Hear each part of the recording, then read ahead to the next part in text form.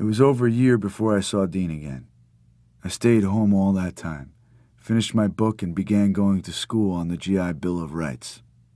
At Christmas 1948, my aunt and I went down to visit my brother in Virginia, laden with presents.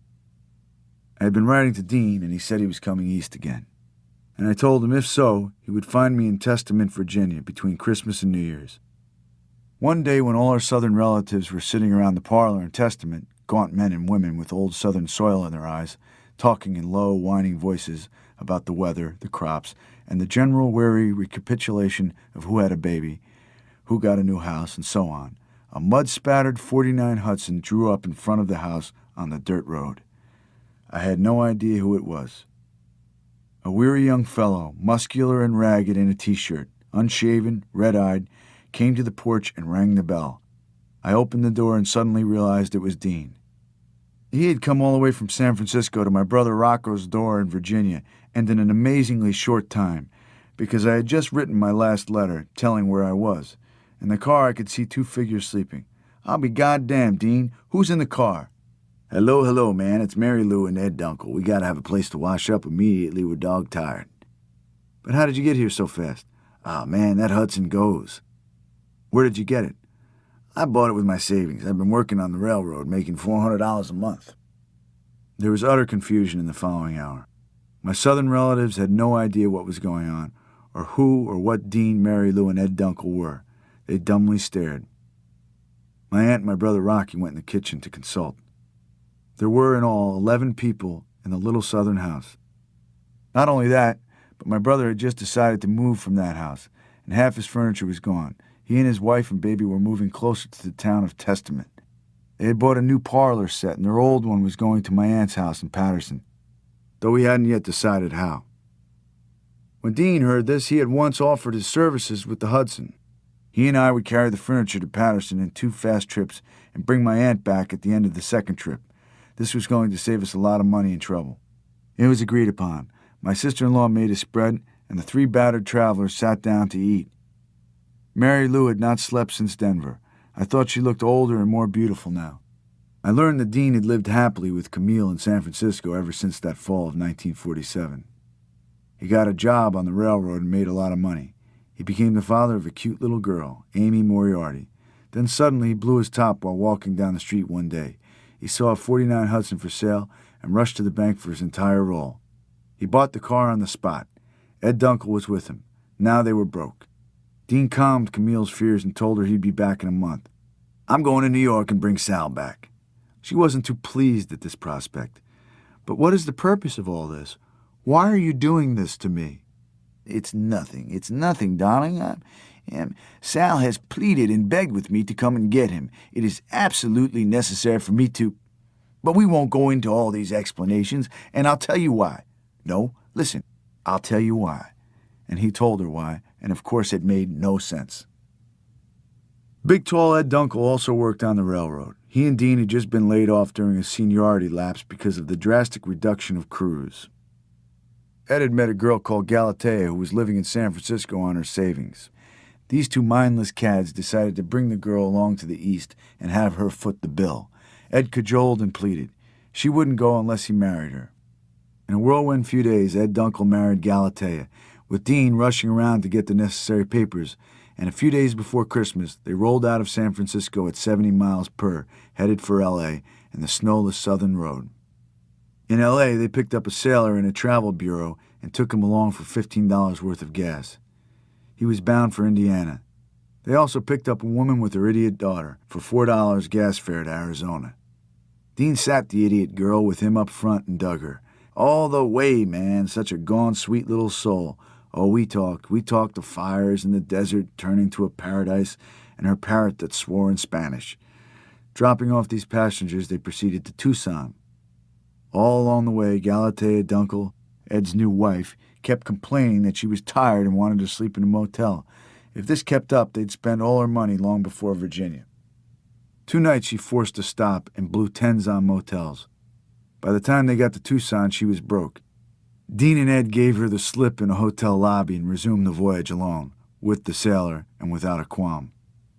Ed Dunkel was a tall, calm, unthinking fellow who was completely ready to do anything Dean asked him. and at this time Dean was too busy for scruples.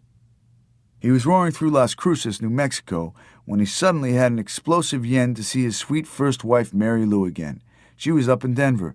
He swung the car north against the feeble protests of the sailor and zoomed into Denver in the evening. He ran and found Mary Lou in a hotel. They had 10 hours of wild lovemaking. Everything was decided again. They were going to stick. Mary Lou was the only girl Dean ever really loved. He was sick with regret when he saw her face again, and, as a viewer, he pleaded and begged at her knees for the joy of her being. She understood Dean. She stroked his hair. She knew he was mad. To soothe the sailor, Dean fixed him up with a girl in a hotel room over the bar where the old pool hall gang always drank. But the sailor refused the girl and in fact walked off in the night, and they never saw him again. He evidently took a bus to Indiana. Dean, Mary Lou, and Ed Dunkel roared east along Colfax and out to the Kansas plains. Great snowstorms overtook them. In Missouri at night, Dean had to drive with his scarf-wrapped head stuck out the window, with snow glasses that made him look like a monk peering into the manuscripts of the snow, because the windshield was covered with an inch of ice. He drove by the birth country of his forebears without a thought. In the morning, the car skidded on an icy hill and flapped into a ditch. A farmer offered to help them out. They got hung up when they picked up a hitchhiker who promised them $1 if they'd let him ride to Memphis. In Memphis, he went into his house, puttered around looking for the $1, got drunk and said he couldn't find it. They resumed across Tennessee. The bearings were beat from the accident. Dean had been driving 90. Now he had to stick to a steady 70 or the whole motor would go whirring down the mountainside. They crossed the Great Smoky Mountains in midwinter. When they arrived at my brother's door, they had not eaten for 30 hours, except for candy and cheese crackers. They ate voraciously as Dean, sandwich in hand, stood bowed and jumping before the big phonograph listening to a wild bop record I had just bought called The Hunt, with Dexter Gordon and Wardell Gray blowing their tops before a screaming audience that gave the record a fantastic frenzied volume. The Southern folk looked at one another and shook their heads in awe. "What kind of friends does Sal have, anyway?" they said to my brother. He was stumped for an answer. Southerners don't like madness the least bit. Not Dean's kind. He paid absolutely no attention to them. The madness of Dean had bloomed into a weird flower. I didn't realize this till he and I and Mary Lou and Dunkel left the house for a brief spin to Hudson, when for the first time we were alone and could talk about anything we wanted. Dean grabbed the wheel, shifted to second, mused a minute, rolling, suddenly seemed to decide something, and shot the car full jet down the road in a fury of decision. "All right now, children," he said, rubbing his nose and bending down to feel the emergency and pulling cigarettes out of the compartment and swaying back and forth as he did these things and drove. "The time has come for us to decide what we are going to do for the next week. Crucial. He dodged a mule wagon. In it sat an old Negro plodding along. "Yes," yelled Dean. "Yes, dig him. Now consider his soul. Stop a while and consider." And he slowed down the car for all of us to turn and look at this old jazzbo moaning along. "Oh, yes, dig him sweet. Now, there's thoughts in that mind that I would give my last arm to know. To climb in there and find out just what he's poor-ass pondering about this year's turnip greens and ham. Sal, you don't know it, but I once lived with a farmer in Arkansas for a whole year when I was 11. I had awful chores. I had to skin a dead horse once. Haven't been to Arkansas since Christmas 1943, 5 years ago, when Ben Gavin and I were chased by a man with a gun who owned the car we were trying to steal. I say all this to show you that of the South I can speak. I dig the South. I know it in and out. I've dug your letters to me about it. Oh yes, he said, trailing off and stopping altogether. And suddenly jumping the car back to 70 and hunching over the wheel, he stared doggedly ahead. Mary Lou was smiling serenely. This was the new and complete Dean, grown to maturity, I said to myself. My God, he's changed. Fury spat out of his eyes when he told of things he hated. Great glows of joy replaced this when he suddenly got happy. Every muscle twitched to live and go. "Oh, man, the things I could tell you," he said, poking me. "Oh, man, we must absolutely find the time. What has happened to Carlo?" "We all get to see Carlo, darlings, first thing tomorrow. Now, Mary Lou, we're getting some bread and meat to make a lunch for New York. How much money do you have, Sal?" "We'll put everything in the back seat, Mrs. P's furniture, and all of us will sit up front cuddly and close and tell stories as we zoom to New York." Mary Lou, honey thighs, you sit next to me, Sal next, then Ed at the window. Big Ed to cut off drafts, whereby he come into using the robe this time, and then we'll all go off to sweet life. 'Cause now is the time, and we all know time. He rubbed his jaw furiously. He swung the car and passed 3 trucks. He roared into downtown Testament, looking in every direction and seeing everything in an arc of 180 degrees around his eyeballs without moving his head. Bang! He found a parking space in no time, and we were parked. He leaped out of the car. Furiously, he hustled into the railroad station. We followed sheepishly. He bought cigarettes. He had become absolutely mad in his movements. He seemed to be doing everything at the same time. It was a shaking of the head, up and down, sideways. Jerky, vigorous hands, quick walking, sitting, crossing the legs, uncrossing, getting up, rubbing the hands, rubbing his fly, hitching his pants, looking up and saying, "Am," and suddenly slitting of the eyes to see everywhere. And all the time he was grabbing me by the ribs and talking. It was very cold in Testament. They had an unseasonable snow. He stood in the long, bleak main street that runs along the railroad, clad in nothing but a t-shirt and low-hanging pants with the belt unbuckled, as though he was about to take them off. He came sticking his head in to talk to Mary Lou. He backed away, fluttering his hands before her. "Oh, yes, I know. I know you, darling." His laugh was maniacal. It started low and ended high, exactly like the laugh of a radio maniac, only faster and more like a titter. Then he kept reverting to business-like tones. There was no purpose in our coming downtown, but he found purposes. He made us all hustle. Mary Lou for the lunch groceries, me for the paper to dig the weather report, Ed for cigars. Dean loved to smoke cigars. He smoked one over the paper and talked. Holy American slapjaws in Washington are planning further inconveniences, hup. And he leaped off and rushed to see a colored girl that just then passed outside the station. "Dig her," he said, standing with limp finger pointed, fingering himself with a goofy smile. "That little gone black lovely. We got in the car and flew back to my brother's house. I had been spending a quiet Christmas in the country, as I realized when we got back into the house, and I saw the Christmas tree, the presents, and smelled the roasting turkey and listened to the talk of the relatives. But now the bug was on me again. And the bug's name was Dean Moriarty, and I was off on another spurt around the road. We packed my brother's furniture in the back of the car and took off at dark, promising to be back in 30 hours. 30 hours for 1,000 miles north and south. But that's the way Dean wanted it. It was a tough trip, and none of us noticed it. The heater was not working, and consequently the windshield developed fog and ice. Dean kept reaching out while driving 70 to wipe it with a rag and make a hole to see the road. Holy hole! In the spacious Hudson, we had plenty of room for all 4 of us to sit up front. A blanket covered our laps. The radio was not working. It was a brand new car bought 5 days ago, and already it was broken. There was only 1 installment paid on it, too. Off we went north to Washington on 301, a straight 2-lane highway without much traffic. And Dean talked. No one else talked. He gestured furiously. He leaned as far as me sometimes to make a point. Sometimes he had no hands on the wheel, and yet the car went straight as an arrow, not for once deviating from the white line in the middle of the road that unwound, kissing our left front tire. It was a completely meaningless set of circumstances that made Dean come, and similarly, I went off with him for no reason. In New York, I had been attending school and romancing around with a girl called Lucille, a beautiful Italian honey-haired darling that I actually wanted to marry. All these years, I was looking for the woman I wanted to marry. I couldn't meet a girl without saying to myself, what kind of wife would she make? I told Dean and Mary Lou about Lucille. Mary Lou wanted to know all about Lucille. She wanted to meet her.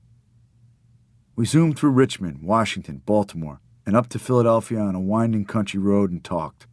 I want to marry a girl, I told him, so I can rest my soul with her till we both get old. This can't go on all the time, all this franticness and jumping around. We've got to go someplace, find something. Now, man, said Dean. I've been digging you for years about the home and marriage and all those fine, wonderful things about your soul. It was a sad night. It was also a merry night. In Philadelphia, we went into a lunch cart and ate hamburgers with our last food dollar. The counterman, it was 3 a.m., heard us talk about money and offered to give us the hamburgers free, plus more coffee. if we all pitched in and washed the dishes in the back because his regular man hadn't showed up. We jumped to it. Ed Dunkel said he was an old pearl diver from way back and pitched his long arms into the dishes. Dean stood gouging around with a towel. So did Mary Lou. Finally, they started necking among the pots and pans. They withdrew to a dark corner in the pantry. The counterman was satisfied as long as Ed and I did the dishes. We finished them in 15 minutes. When daybreak came, we were zooming through New Jersey with the great cloud of metropolitan New York rising before us in the snowy distance. Dean had a sweater wrapped around his ears to keep warm. He said we were a band of Arabs coming to blow up New York. We swished through the Lincoln Tunnel and cut over to Times Square. Mary Lou wanted to see it. "Oh, damn, I wish we could find Hassel. Everybody look sharp, see if they can find him." We all scoured the sidewalks. "Good old gone Hassel. Oh, you should have seen him in Texas." So now Dean had come about 4,000 miles from Frisco, via Arizona and up to Denver, inside 4 days, with innumerable adventures sandwiched in, and it was only the beginning. We went to my house in Patterson and slept. I was the first to wake up late in the afternoon. Dean and Mary Lou were sleeping on my bed, Ed and I on my aunt's bed. Dean's battered, unhinged trunk lay sprawled on the floor with socks sticking out. A phone call came for me in the drugstore downstairs. I ran down. It was from New Orleans. It was old Bull Lee, who moved to New Orleans. Old Bull Lee, in his high whining voice, was making a complaint. It seemed a girl called Galatea Dunkel had just arrived at his house for a guy, Ed Dunkel. Bull had no idea who these people were. Galatea Dunkel was a tenacious loser.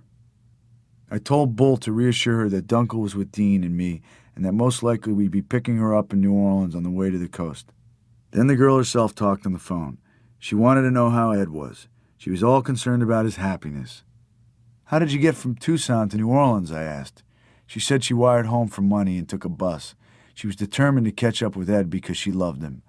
I went upstairs and told Big Ed. He sat in the chair with a worried look. An angel of a man, actually. "All right now," said Dean, suddenly waking up and leaping out of bed. "What we must do is eat at once. Mary Lou, rustle around the kitchen and see what there is. Sal, you and I go downstairs and call Carlo. Ed, you see what you can do straightening out the house." I followed Dean, bustling downstairs. The guy I read in the drugstore said, "You just got another call, this one from San Francisco, for a guy called Dean Moriarty. I said there wasn't anybody by that name." It was sweet as Camille calling Dean. The drugstore man, Sam, a tall, calm friend of mine, looked at me and scratched his head. "Geez, what are you running, an international whorehouse?" Dean tittered maniacally. "I dig you, man." He leaped into the phone booth and called San Francisco Collect. Then we called Carlo at his home in Long Island and told him to come over. Carlo arrived 2 hours later. Meanwhile, Dean and I got ready for our return trip alone to Virginia to pick up the rest of the furniture and bring my aunt back.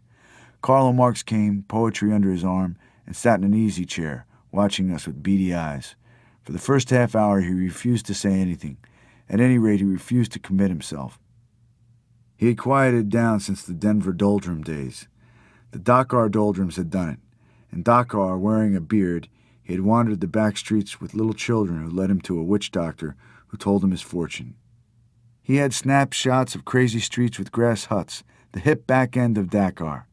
He said he almost jumped off the ship like Hart Crane on the way back. Dean sat on the floor with a music box and listened with tremendous amazement at the little song it played, a fine romance. Little tingling, whirling doodle bells. Ah, listen. We'll all bend down together and look into the center of the music box till we learn about the secrets. Tinkly doodle bell. Wee. Ed Dunkel was also sitting on the floor. He had my drumsticks. He suddenly began beating a tiny beat to go with the music box that we barely could hear. Everybody held his breath to listen. Tick-tack, tick-tack. Tick-tack, tick-tick-tack-tack. Dean cupped his hand over his ear. His mouth hung open. He said, "Ah, wee!"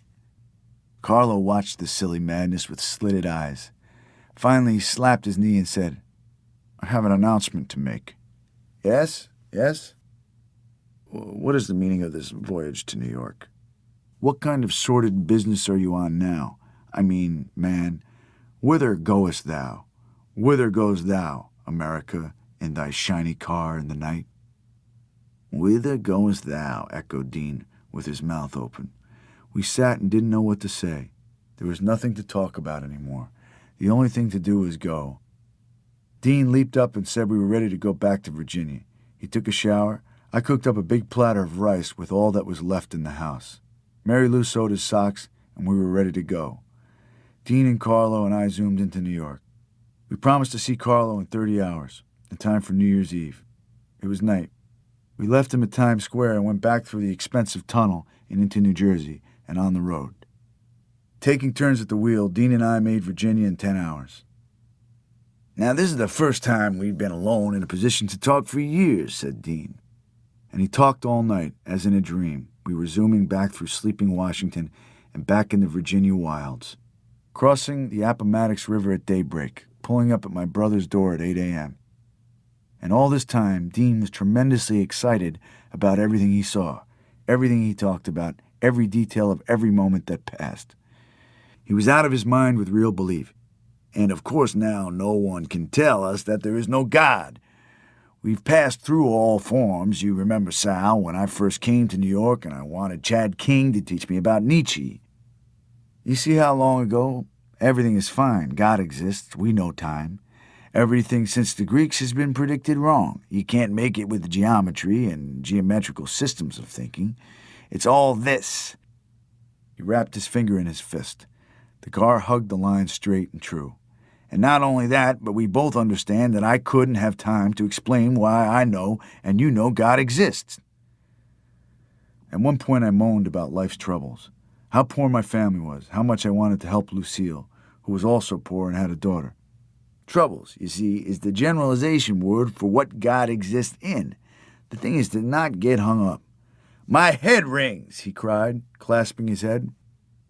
He rushed out of the car like Groucho Marx to get cigarettes. That furious ground-hugging walk with the coattails flying, except that he had no coattails. "Since Denver, Sal, a lot of things. Oh, the things. I've thought and thought. I used to be in reform school all the time. I was a young punk asserting myself, stealing cars, a psychological expression of my position. Hinkty to show, all my jail problems are pretty straight now. As far as I know, I shall never be in jail again. The rest is not my fault." We passed a little kid who was throwing stones at the cars in the road. "Think of it," said Dean. "One day he'll put a stone through a man's windshield and the man will crash and die. All on account of that little kid. You see what I mean? God exists without qualms. As we roll along this way, I am positive beyond doubt that everything will be taken care of for us, that even you, as you drive, fearful of the wheel," I hated to drive and drove carefully, "the thing will go along of itself, and you won't go off the road, and I can sleep. Furthermore, we know America, we're at home. I can go anywhere in America and get what I want, because it's the same in every corner. I know the people, I know what they do. We give and take and go in the incredibly complicated sweetness zigzagging every side." There was nothing clear about the things he said, but what he meant to say was somehow made pure and clear. He used the word pure a great deal. I had never dreamed Dean would become a mystic. These were the first days of his mysticism, which would lead to the strange, ragged W.C. Fields saintliness of his later days. Even my aunt listened to him with a curious half-ear as we roared back north to New York that same night with the furniture in the back. Now that my aunt was in the car, Dean settled down to talking about his work life in San Francisco. We went over every single detail of what a brakeman has to do, demonstrating every time we passed yards. And at one point he even jumped out of the car to show me how a brakeman gives a highball at a meet at a siding. My aunt retired to the back seat and went to sleep. In Washington at 4 a.m., Dean again called Camille collect in Frisco. Shortly after this, as we pulled out of Washington, a cruising car overtook us with siren going. We had a speeding ticket in spite of the fact that we were going about 30. It was the California license plate that did it. "You guys think you can rush through here just as fast as you want just because you come from California?" said the cop. I went with Dean to the sergeant's desk, and we tried to explain to the police that we had no money. They said Dean would have to spend the night in jail if we didn't round up the money. Of course, my aunt had it, $15. She had 20 in all, and it was going to be just fine. And in fact, while we were arguing with the cops, one of them went out to peek at my aunt, who sat wrapped in the back of the car. She saw him. "Don't worry, I'm not a gun mole. If you want to come and search the car, go right ahead.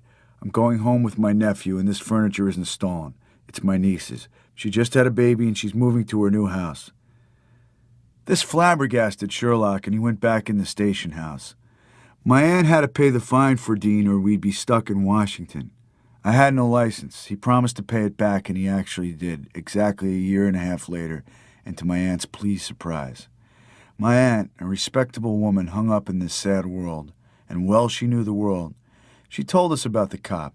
He was hiding behind a tree trying to see what I looked like. I told him to search the car if he wanted. I've nothing to be ashamed of. She knew Dean had something to be ashamed of, and me too, by virtue of my being with Dean. And Dean and I accepted this sadly. My aunt said the world would never find peace until men fell at their women's feet and asked for forgiveness. But Dean knew this. He'd mentioned it many times. I've pleaded and pleaded with Mary Lou for a peaceful, sweet understanding of pure love between us forever with all hassles thrown out. She understands. Her mind is bent on something else. She's after me. She won't understand how much I love her. She's knitting my doom. The truth of the matter is, we don't understand our women. We blame them, and it's all our fault, I said. But it isn't as simple as that, warned Dean. Peace will come suddenly when we don't understand what it does. See, man? Doggedly, bleakly, he pushed the car through New Jersey.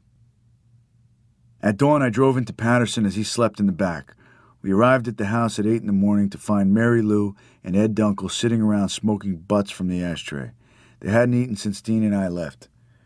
My aunt bought groceries and cooked up a tremendous breakfast. Now it was time for the Western threesome to find new living quarters in Manhattan proper. Carlo had a pad on York Avenue. They were moving in that evening. We slept all day, Dean and I, and woke up as a great snowstorm ushered in New Year's Eve, 1948. Ed Dunkel was sitting in my easy chair, telling about the previous New Year's. I was in Chicago. I was broke. I was sitting at the window of my hotel room on North Clark Street, and the most delicious smell rose to my nostrils from the bakery downstairs. I didn't have a dime, but I went down and talked to the girl. She gave me bread and coffee cakes free. I went back to my room and ate them. I stayed in my room all night. In Farmington, Utah once, where I went to work with Ed Wall, you know Ed Wall, the rancher's son in Denver, I was in my bed, and all of a sudden I saw my dead mother standing in the corner with light all around her. I said, "Mother!" She disappeared. I have visions all the time, said Ed Dunkel, nodding his head. What are you going to do about Galatea? Oh, we'll see. When we get to New Orleans, don't you think so, huh? He was starting to turn to me as well for advice. One Dean wasn't enough for him. But he was already in love with Galatea, pondering it. What are you going to do with yourself, Ed? I don't know, he said. I just go along. I dig life, he repeated it, following Dean's line. He had no direction. He sat reminiscing about the night in Chicago and the hot coffee cakes in the lonely room. The snow whirled outside. A big party was on hand in New York. We were all going. Dean packed his broken trunk, put it in the car, and we all took off for the big night. My aunt was happy with the thought that my brother would be visiting her the following week. She sat with her paper and waited for the midnight New Year's Eve broadcast from Times Square. We roared into New York, swerving on ice. I was never scared when Dean drove. He could handle a car under any circumstances. The radio had been fixed, and now he had Wild Bop to urge us along the night. I didn't know where all this was leading. I didn't care. Just about that time, a strange thing began to haunt me. It was this. I had forgotten something. There was a decision that I was about to make before Dean showed up, and now it was driven clear out of my mind, but still hung on the tip of my mind's tongue. I kept snapping my fingers, trying to remember it. I even mentioned it, and I couldn't even tell if it was a real decision or just a thought I had forgotten. It haunted and flabbergasted me, made me sad. It had to do somewhat with the shrouded traveler. Carlo Marx and I once sat down together, knee to knee, in two chairs facing, and I told him a dream I had about a strange Arabian figure that was pursuing me across the desert, that I tried to avoid, that finally overtook me just before I reached the protective city. Who is this? Said Carlo. We pondered it. I proposed it was myself, wearing a shroud. That wasn't it. Something, someone, some spirit was pursuing all of us across the desert of life and was bound to catch us before we reached heaven. Naturally, now that I look back on it, This is only death. Death will overtake us before heaven. The one thing that we yearn for in our living days that makes us sigh and groan and undergo sweet nauseas of all kinds is the remembrance of some lost bliss that was probably experienced in the womb, and can only be reproduced, though we hate to admit it, in death. But who wants to die? In the rush of events, I kept thinking about this in the back of my mind. I told it to Dean, and he instantly recognized it as the mere simple longing for pure death. And because we're all of us never in life again, he rightly would have nothing to do with it. And I agreed with him then. We went looking for my New York gang of friends. The crazy flowers bloomed there too. We went to Tom Saybrook's first. Tom is a sad, handsome fellow, sweet, generous, and amenable. Only once in a while he suddenly has fits of depression and rushes off without saying a word to anyone. This night he was overjoyed. "Sal, where did you find these absolutely wonderful people? I've never seen anyone like them." I found them in the West. Dean was having his kicks. He put on a jazz record, grabbed Mary Lou, held her tight, and bounced against her with the beat of the music. She bounced right back. It was a real love dance. Ian MacArthur came in with a huge gang. The New Year's weekend began and lasted 3 days and 3 nights. Great gangs got in the Hudson and swerved in the snowy New York streets from party to party. I brought Lucille and her sister to the biggest party. When Lucille saw me with Dean and Mary Lou, her face darkened. She sensed the madness they put in me. "I don't like you when you're with them." "Ah, that's all right. It's just kicks. We only live once. We're having a good time." "No, it's sad and I don't like it." Then Mary Lou began making love to me. She said Dean was going to stay with Camille and she wanted me to go with her. "Come on back to San Francisco with us. We'll live together. I'll be a good girl for you." But I knew Dean loved Mary Lou, and I also knew Mary Lou was doing this to make Lucille jealous, and I wanted nothing of it. Still in all, I licked my lips for the luscious blonde. When Lucille saw Mary Lou pushing me into the corners and giving me the word and forcing kisses on me, she accepted Dean's invitation to go out in the car, but they just talked and drank some of the southern moonshine I left in the compartment. Everything was being mixed up, and all was falling. I knew my affair with Lucille wouldn't last much longer. She wanted me to be her way. She was married to a longshoreman who treated her badly. I was willing to marry her and take her baby daughter and all if she divorced the husband, but there wasn't even enough money to get a divorce, and the whole thing was hopeless. Besides which, Lucille would never understand me because I like too many things and get all confused and hung up, running from one falling star to another till I drop. This is the night, what it does to you. I had nothing to offer anybody except my own confusion. The parties were enormous. There were at least 100 people at the basement apartment in the West 90s. People overflowed into the cellar compartments near the furnace. Something was going on in every corner, on every bed and couch. Not an orgy, but just a New Year's party with frantic screaming and wild radio music. There was even a Chinese girl. Dean ran like Groucho Marx from group to group, digging everybody. Periodically, we rushed out to the car to pick up more people. Damien came. Damien is the hero of my New York gang, as Dean is the chief hero of the Western. They immediately took a dislike to each other. Damien's girl suddenly socked Damien on the jaw with a roundhouse right. He stood reeling. She carried him home. Some of our mad newspaper friends came in from the office with bottles. There was a tremendous and wonderful snowstorm going on outside. Ed Dunkel met Lucille's sister and disappeared with her. I forgot to say that Ed Dunkel is a very smooth man with women. He's 6'4", mild, affable, agreeable, bland, and delightful. He helps women on with their coats. That's the way to do things. At 5 o'clock in the morning, we were all rushing through the backyard of a tenement and climbing in through a window of an apartment where a huge party was going on. At dawn, we were back at Tom Saybrook's. People were drawing pictures and drinking stale beer. I slept on a couch with a girl called Mona in my arms. Great groups filed in from the old Columbia campus bar. Everything in life, all those faces of life, were piling into the same dank room. At Ian MacArthur's, the party went on. Ian MacArthur is a wonderful, sweet fellow who wears glasses and peers out of them with delight. He began to learn yes to everything like Dean at this time, and hasn't stopped since. To the wild sounds of Dexter Gordon and Wardell Gray blowing The Hunt, Dean and I played catch with Mary Lou over the couch. She was no small doll either. Dean went around with no undershirt, just his pants, barefoot, till it was time to hit the car and fetch more people. Everything happened. We found the wild, ecstatic Rollo Greb and spent the night at his house on Long Island. Rollo lives in a nice house with his aunt. When she dies, the house is all his. Meanwhile, she refuses to comply with any of his wishes and hates his friends. He brought this ragged gang of Dean, Mary Lou, Ed, and me, and began a roaring party. The woman prowled upstairs. She threatened to call the police. "Oh, shut up, you old bag!" yelled Greb. I wondered how he could live with her like this. He had more books than I've ever seen in my life. 2 libraries. 2 rooms loaded from floor to ceiling around all 4 walls. And such books as the apocryphal something or other in 10 volumes. He played Verdi operas and pantomimed them in his pajamas with a great rip down the back. He didn't give a damn about anything. He's a great scholar who goes reeling down the New York waterfront with original 17th century musical manuscripts under his arm, shouting. He crawls like a big spider through the streets.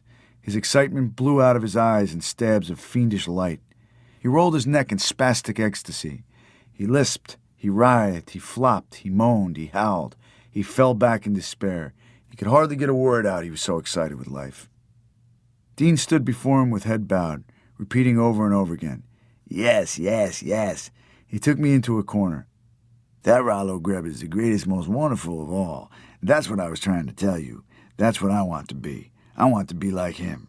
He's never hung up. He goes every direction. He lets it all out. He knows time. He has nothing to do but rock back and forth, man. He's the end. You see, if you go like him all the time, you'll finally get it." "Get what?" It. I'll tell you now. No time. We have no time now." Dean rushed back to watch Rollo Greb some more.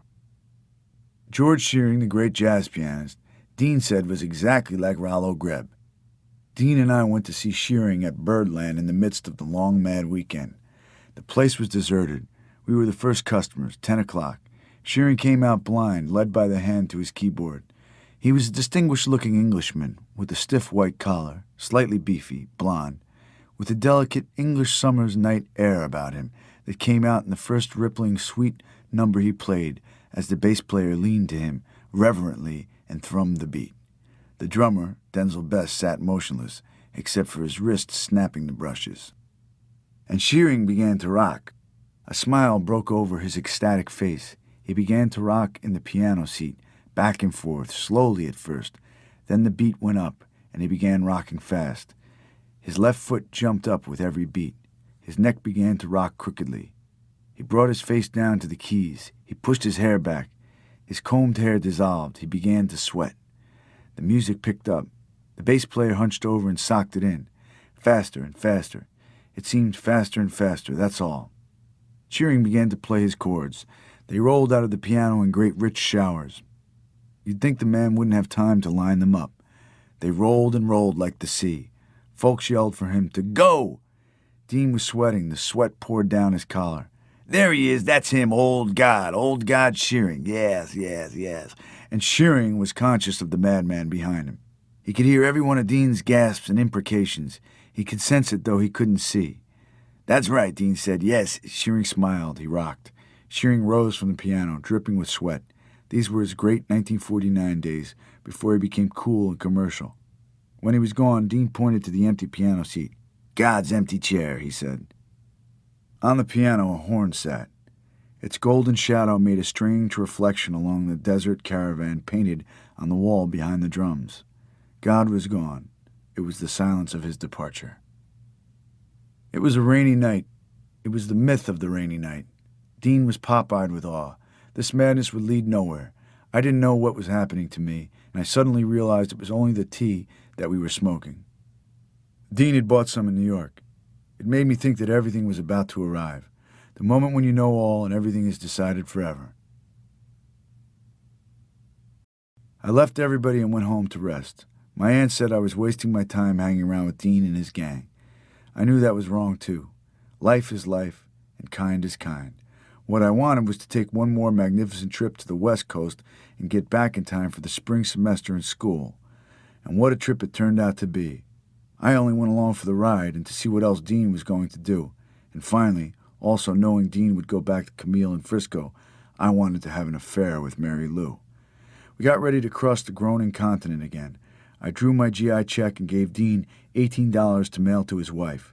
She was waiting for him to come home, and she was broke. What was on Mary Lou's mind, I don't know. Ed Dunkel, as ever, just followed. There were long, funny days spent in Carlo's apartment before we left. He went around in his bathrobe and made semi-ironical speeches. Now, I'm not trying to take your Hinkty sweets from you, but it seems to me the time has come to decide what you are and what you're going to do. Carlo is working as a typist in an office. I want to know what all this sitting around the house all day is intended to mean, what all this talk is, and what you propose to do. Dean, why did you leave Camille and pick up Mary Lou? No answer, giggles. Mary Lou, why are you traveling around the country like this, and what are your womanly intentions concerning the shroud?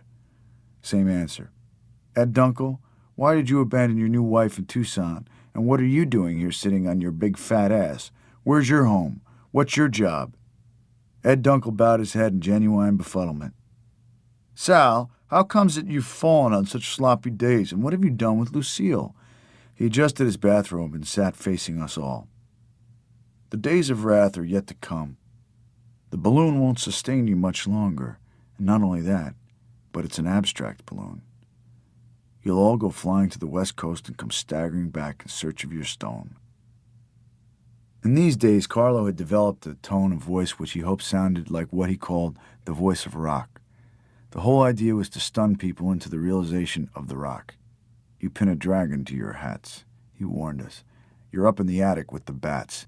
His mad eyes glittered at us.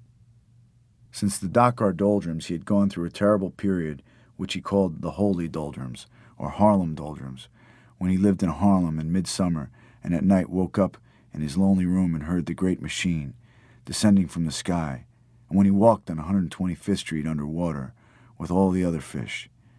It was a riot of radiant ideas that had come to enlighten his brain. He made Mary Lou sit on his lap and commanded her to subside. He told Dean, "Why don't you just sit down and relax? Why do you jump around so much?" Dean ran around putting sugar in his coffee and saying, "Yes, yes, yes."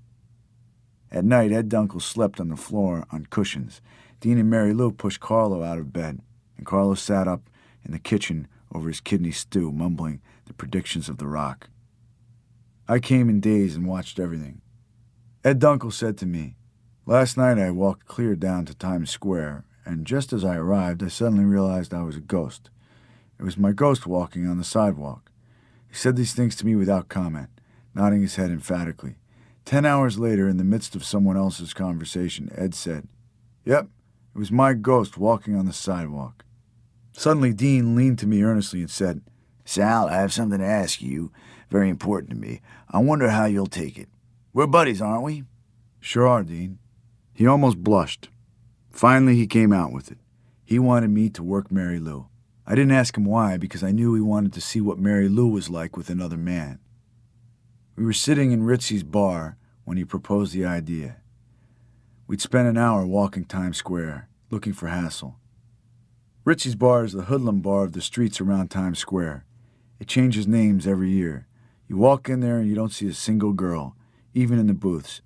Just a great mob of young men dressed in all varieties of hoodlum cloth, from red shirts to zoot suits.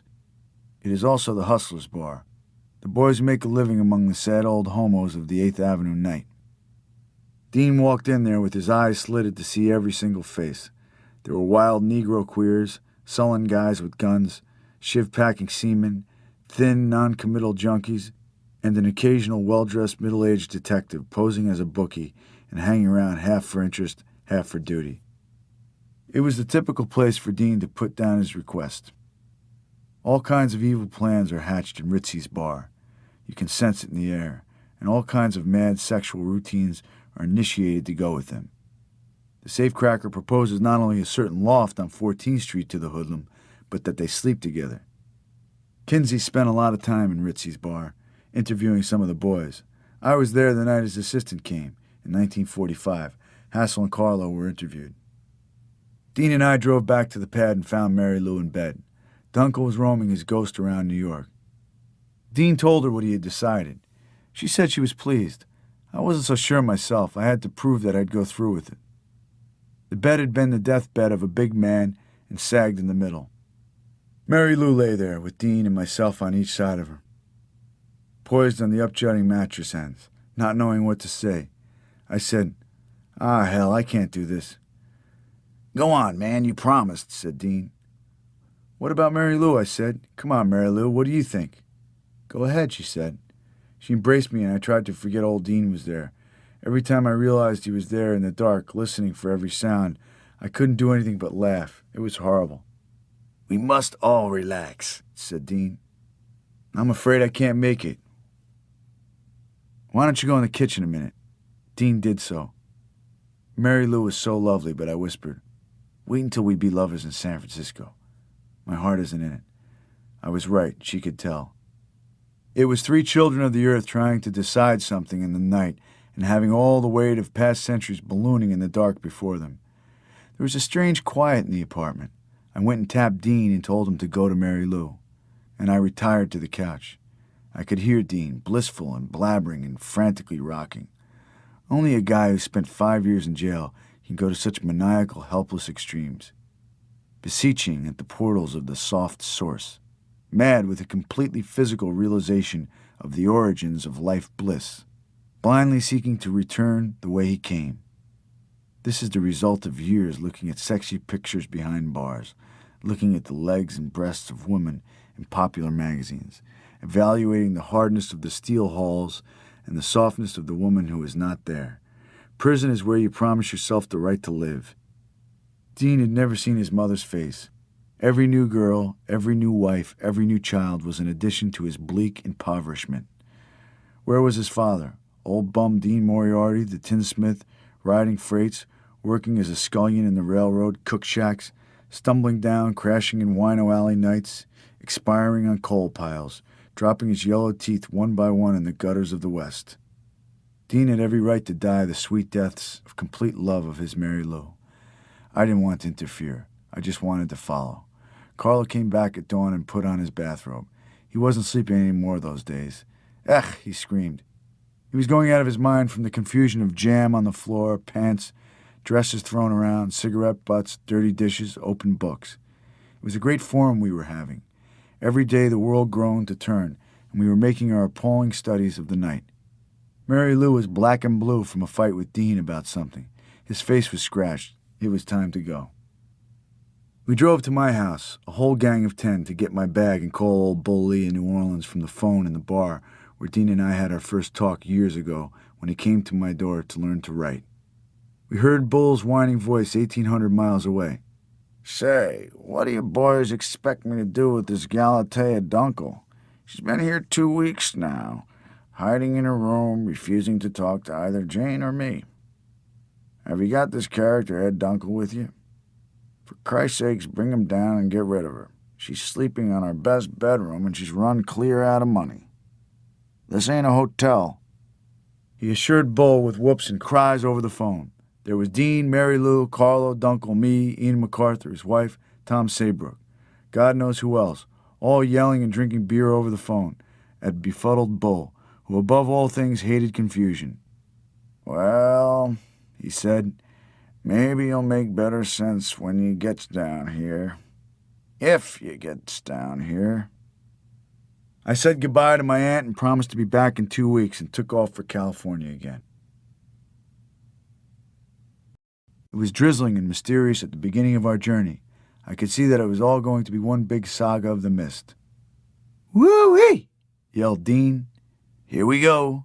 And he hunched over the wheel and gunned her. He was back in his element. Everybody could see that. We were all delighted. We all realized we were leaving confusion and nonsense behind and performing our one and noble function of the time. Move. And we moved. We flashed past the mysterious white signs in the night somewhere in New Jersey that say south with an arrow and west with an arrow, and took the south one. New Orleans, it burned in our brains from the dirty snows of frosty Fagtown, New York, as Dean called it, all the way to the greeneries and river smells of old New Orleans at the washed-out bottom of America, then west. Ed was in the back seat. Mary Lou and Dean and I sat up front and had the warmest talk about the goodness and joy of life. Dean suddenly became tender. Now, damn it, look here. All of you, we all must admit that everything is fine and that there's no need in the world to worry. In fact, we should realize what it would mean to us to understand that we're not really worried about anything, am I right? We all agreed. Here we go all together. What did we do in New York? Let's forgive. We all had our spats back there. That's behind us, merely by miles and inclination. Now we're headed down to New Orleans to dig old Bo Lee. And ain't that going to be kicks? And listen, will you, to this old tenor man blow his top? He shot up the radio volume till the car shuddered, and listened to him till the story and put down true relaxation and knowledge. We all jumped to the music and agreed. The purity of the road, the white line in the middle of the highway unrolled and hugged our left front tire, as if glued to our groove.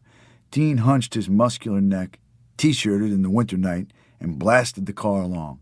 He insisted I drive through Baltimore for traffic practice. That was all right, except he and Mary Lou insisted on steering while they kissed and fooled around. It was crazy. The radio was on full blast. Dean beat drums on the dashboard till a great sag developed in it. I did too. The poor Hudson, the slow boat to China, was receiving her beating. "Oh, man, what kicks," yelled Dean. "Now, Mary Lou, listen really, honey. You know that I'm hot rod capable of everything at the same time, and I have unlimited energy. Now, in San Francisco, we must go on living together. I know just the place for you at the end of the regular chain gang run. I'll be home just a cut hair less than every 2 days and for 12 hours at a stretch, and man, you know what we can do in 12 hours, darling. Meanwhile, I'll go right on living at Camille's like nothing, see? She won't know. We can work it, we've done it before." It was all right with Mary Lou. She was really out for Camille's scalp. The understanding had been that Mary Lou would switch to me in Frisco, but I now began to see they were going to stick, and I was going to be left alone on my butt at the other end of the continent. But why think about that when all the golden land's ahead of you, and all kinds of unforeseen events wait lurking to surprise you and make you glad you're alive to see? We arrived in Washington at dawn.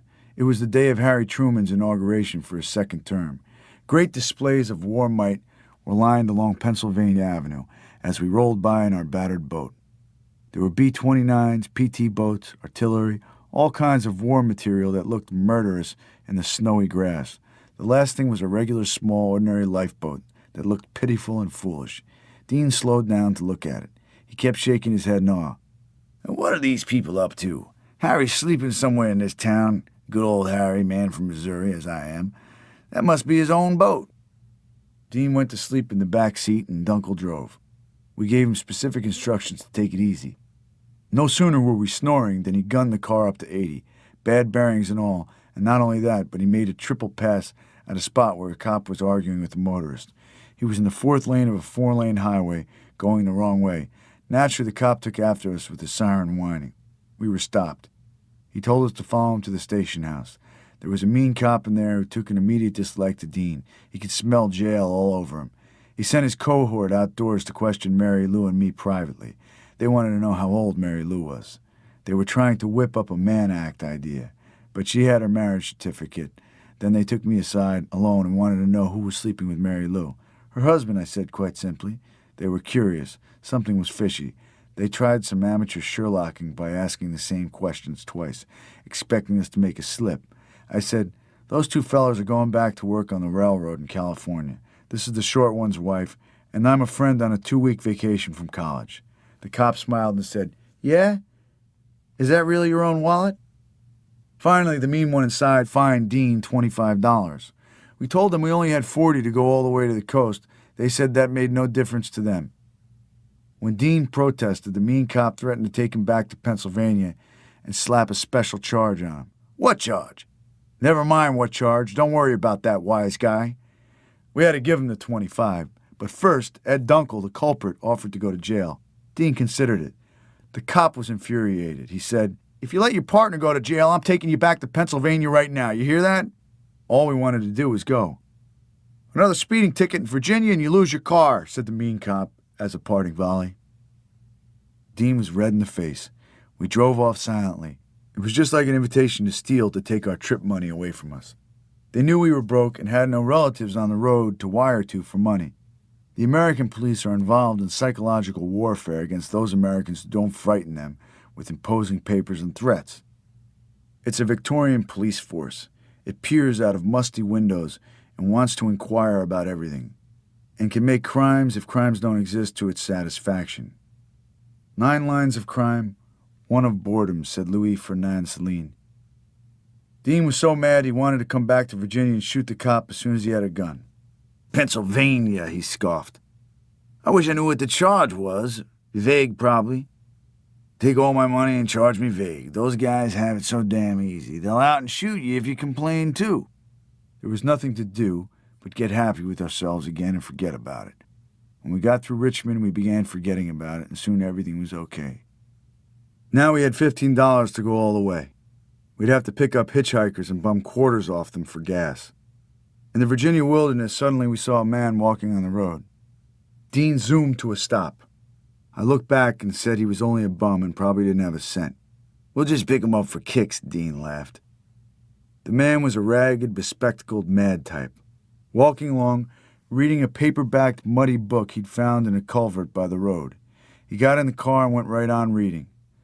He was incredibly filthy and covered with scabs. He said his name was Hyman Solomon, and that he walked all over the USA, knocking and sometimes kicking at Jewish doors and demanding money. Give me money to eat. I am a Jew. He said that it worked very well and that it was coming to him. We asked him what he was reading. He didn't know. He didn't bother to look at the title page. He was only looking at the words, as though he had found the real Torah where it belonged in the wilderness. See, cackled Dean, poking my ribs. I told you it was kicks. Everybody's kicks, man. We carried Solomon all the way to Testament. My brother by now was in his new house on the other side of town. Here we were back on the long, bleak street with the railroad track running down the middle and the sad, sullen Southerners loping in front of the hardware stores in 5 and 10s. Solomon said, I see you people need a little money to continue your journey.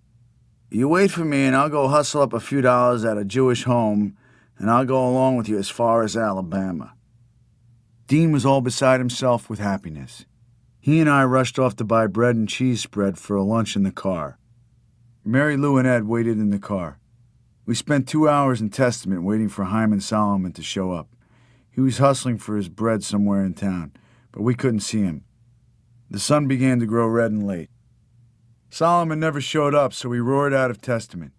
Now, you see, Sal, God does exist because we keep getting hung up with this town. No matter what we try to do, you'll notice the strange biblical name of it. And that strange biblical character who made us stop here once more, and all things tied together all over like rain connecting everybody the world over by chain touch. Dean rattled on like this. He was overjoyed and exuberant.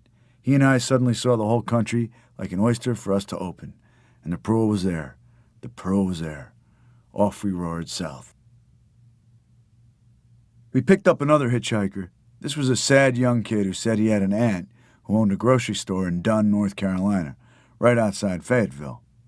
When we get there, can you bum a buck off her? Right, fine, let's go.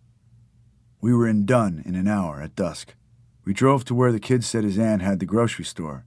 It was a sad little street that dead-ended at a factory wall.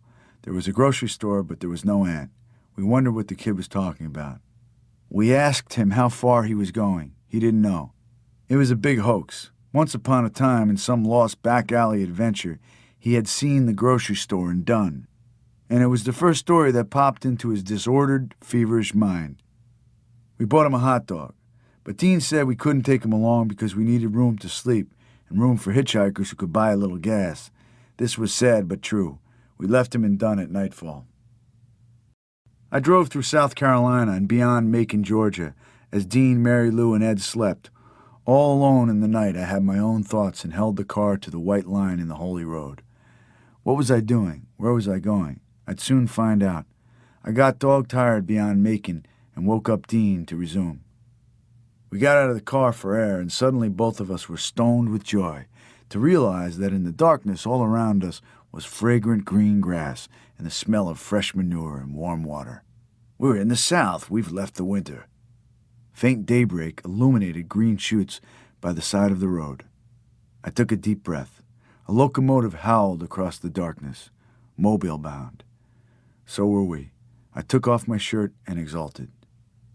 10 miles down the road, Dean drove into a filling station with the motor off, noticed that the attendant was fast asleep at the desk, jumped out, quietly filled the gas tank, saw to it the bell didn't ring, and rolled off like an Arab with a $5 tank full of gas for our pilgrimage. I slept and woke up to the crazy, exultant sounds of music and Dean and Mary Lou talking and the great green land rolling by. "Where are we?"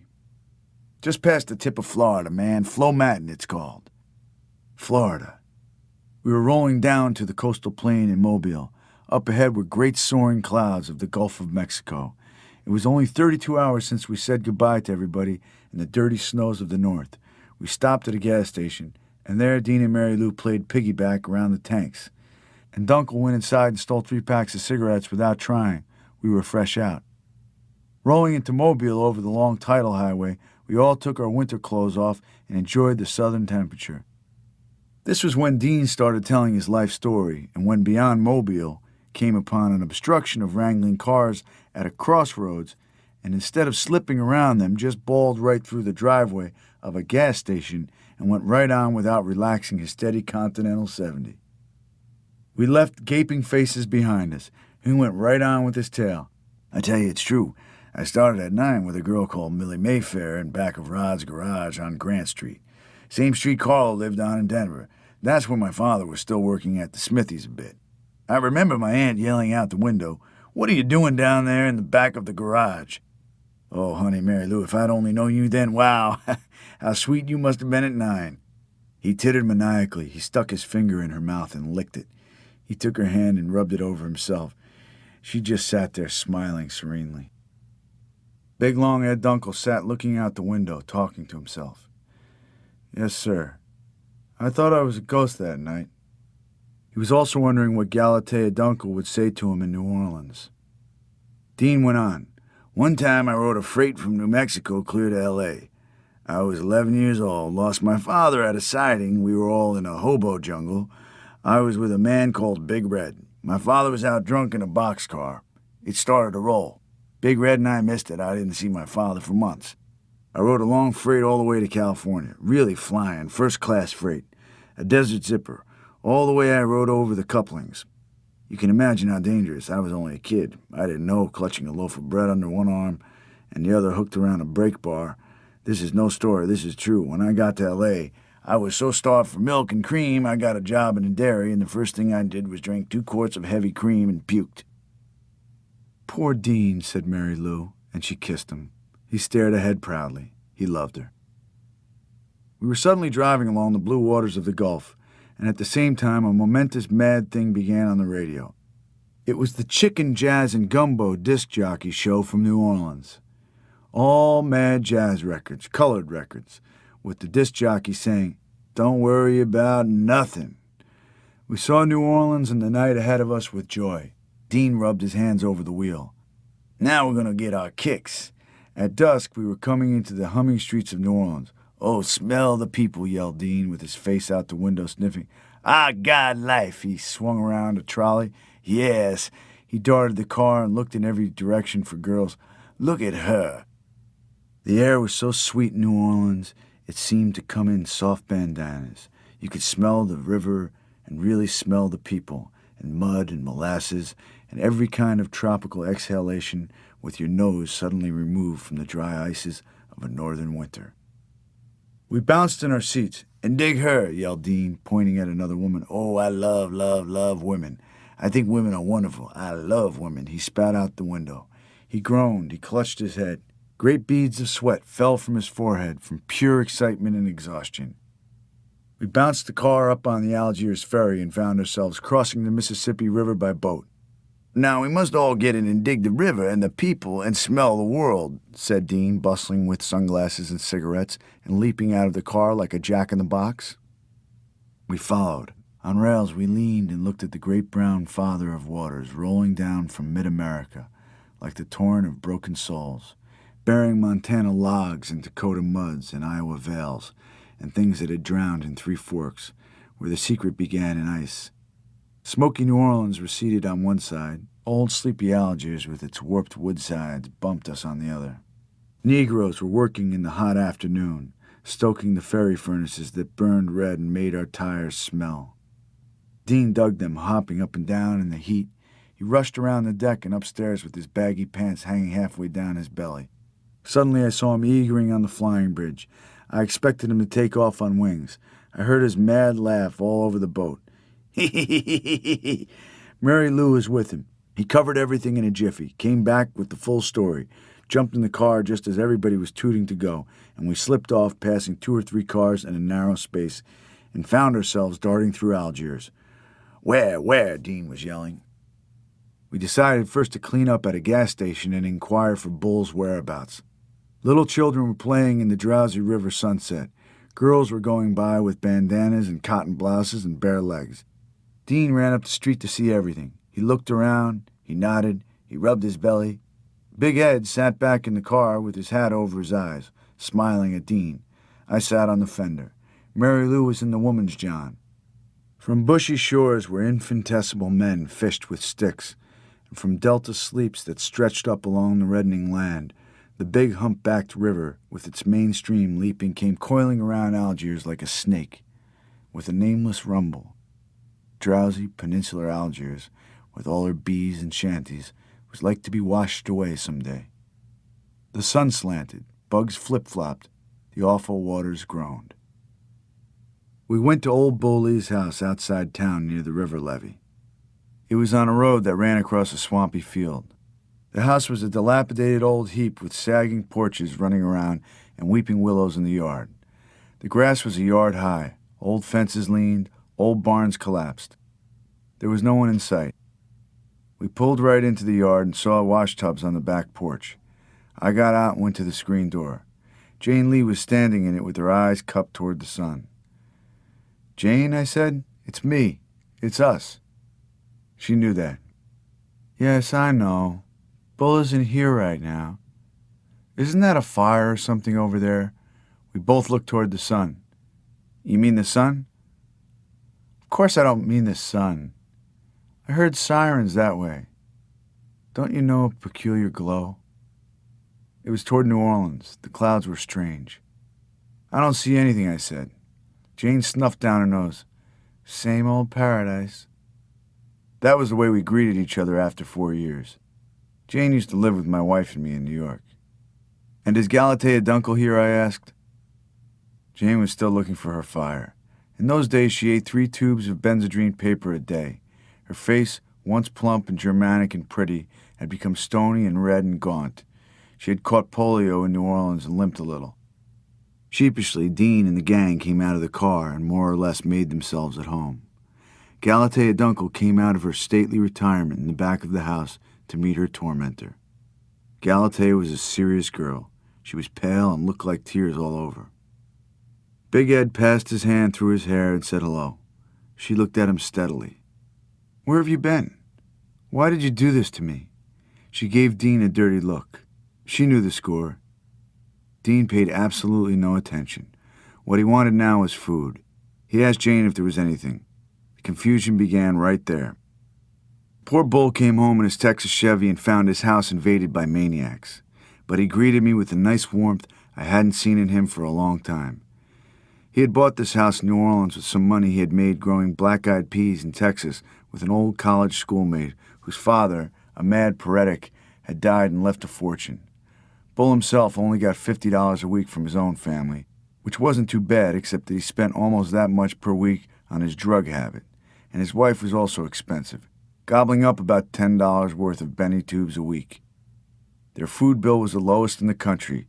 They hardly ever ate, nor did the children. They didn't seem to care. They had 2 wonderful children, Dodie, 8 years old, and little Ray, 1 year. Ray ran around stark naked in the yard, a little blonde child of the rainbow. Bull called him the little beast after W.C. Fields.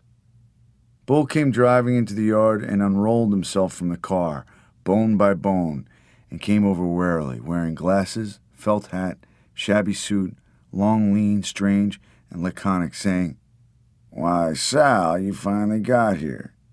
Let's go in the house and have a drink."